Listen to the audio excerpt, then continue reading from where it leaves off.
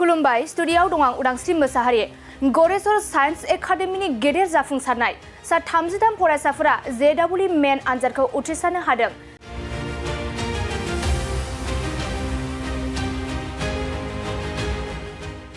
BTR ओनसोलनि सोलोंथाइ फसंथानफोरनि मादाव गरेस्वर बिगियान एकाडेमिनि फरायसाफोरा बयनिख्रुइ बांसिन उथ्रिसारनो हादों।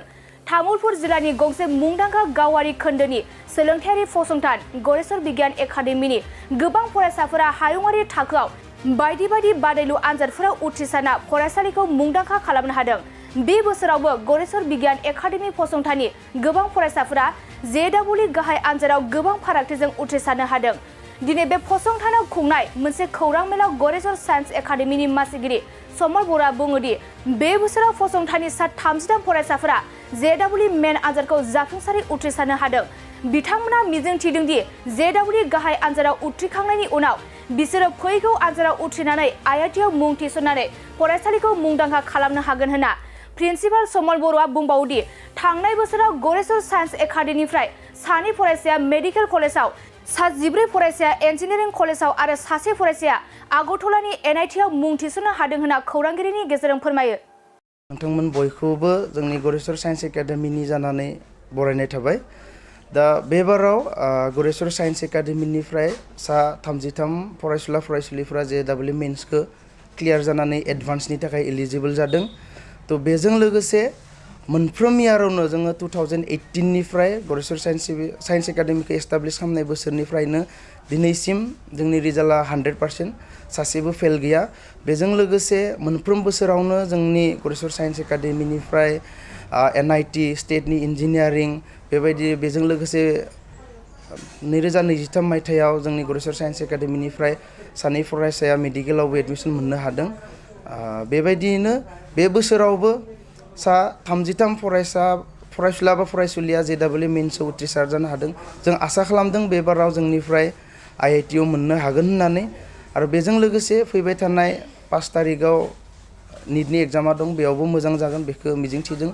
लोगोसे फैबाय थानाय HS फाइनेल एग्जामनि रिजाल्टआबो हामगोन बेखौ मिजिंथिनानै जोङो बयनिसिम तो जोङो गरेस्वर साइन्स एकाडेमिया जोंनि जितु काउन्सिलनि सिलेबासजों लोगोसे JEE बा निटनि बिसोरनि सिलेबासफोरखौबो लाफायो।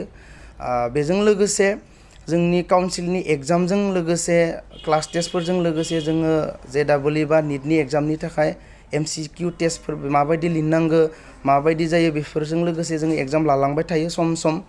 आरो गेजेर गेजेर मटिभेसन होनायजों लोगोसे क्लासफोरखौ होनायजों लोगोसे जोंनि फरायसुला फरायसुलिफोरखौ जाहाथे गावसोरनि एमफोरनि जि थांखि बा एम दं बेखौ जाहाथे सानफ्रोमबो होबथानानै लाखिनो हायो, बेनि थांखिजों जों सानफ्रोम बोसोराव खेबफायै जेरैबायदि IIT बा मेडिकेल इन्स्टिटिउसनफोराव जोङो भिजिट खालामनाय जायो। आरो बेजों लोगोसे जोङो जोंनि फरायसुला फरायसुलिफोरखौ सानफ्रोमबो जेसे हायो जों गाइडजों लोगोसे माने कारेन्ट सिटुएसनजों लोब्बा लाखिनानै जोंनि बे एकाडेमिनिफ्राय जोङो सानफ्रोमबो सोलोंथाइखौ होगासिनो दं। आरो जायनि जाउनाव बे बाराव जोङो JEE मेन्स एग्जामखौ सा 33 फरायसुला फरायसुलिया जोंनिफ्राय उथ्रिसारनो हादों। नंगौ, दा जोङो जेसेबांनो सम बारलांदों एसेबांनो फरायसुला फरायसुलिनि अनजिमाया बांलांदों, रेसपन्सिबिलिटिफोरा बांलांदों। बेखौ नोजोर होनानै आरो जोंनि कम्पिटिटिभ माइन्ड बा कम्पिटिसन लेभेलाबो सानफ्रोमबो गोरानिफ्राय गोरा जालांगासिनो। बेजों लोगोसे जोंनि फरायसुला फरायसुलिफ्रा माबायदियै जोंनि बे गरेस्वर साइन्स एकाडेमिनिफ्राय गोजौ थाखोआव मोनहैनो हागोन बेखौ जोङो सानफ्रोमबो गुबुन इन्स्टिटिउसनावनो जा बा सोरनिबा गाइडजोंनो जा बेबायदि जोङो नोजोर होबोनानै जोंनि फरायसुला फरायसुलिफोरखौ जोङो सानफ्रोमबो जोथोन लालांदों आरो गाइड लालांगोन। आरो जाहाथे जोंनि फरायसुला फरायसुलिफ्रा गोजौ थाखोआव मोनहैनायाव जेबो प्रब्लेम जाया, खैफोद आफोद जाया, बेनि मिजिंथिनानै बा बे लेखायै जोङो सानफ्रोमबो खामानि मावलांबाय थादों। मोनसे गोजोनथाव खौरां, नोंथाङा नोंथांनि न'खौ समायना रमायना जोंख्लाब माख्लाब खालामनो गोसो दं नामा? थारैनो नोंथाङा नोंथांनि न'खौ समायना रमायना साजायनो गोसो दंब्ला नोंथांमोननि थाखाय बिजनेस बेन्स प्रडाक्ट्स कम्पानिया गोजोनथाव खौरां लानानै फैदों। गोदान बोसोर रंजालि बैसागु फोरबोजों लोब्बा लाखिनानै बेन्स प्रडाक्ट्स कम्पानिया नोंथांमोननि थाखाय अफार होनाय जादों। चिरां जिल्ला बेंटल गेट 27 राजा लामानि एबा सिबिथाय लामानि साखाथियाव नोंथांनि न'खौ समायना रमायना खालामनो गोसो जानाय रायजो राजाफोरनि थाखाय बिजनेस बेन्स प्रडाक्ट्सआ लानानै फैदों गोजोनथाव खौरां।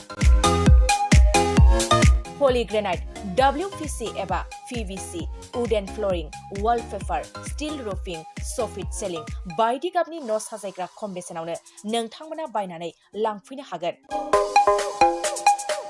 बेनि अनगायैबो नोंथाङा गोबां बाथ्रा मिथिनो थाखाय नैबे 8474015053 जानबुं नम्बरनि गेजेरजों नोंथाङा फन खालामनानै मिथिनो हागोन।